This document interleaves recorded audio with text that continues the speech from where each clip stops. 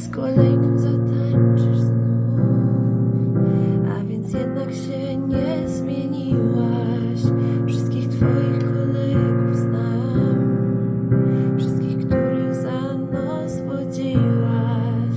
Kiedy ci będzie wreszcie dość? Czekam na to od lat, dziewczyno. Kiedy przeszkodzi ci w tym ktoś i zostaniesz mą jedyną. Dlaczego ty mi w głowie zawróciłaś? Spojrzeniem swoim słodkim mnie zbawiłaś. Czy powiesz, że nadeszła wreszcie chwila, która tylko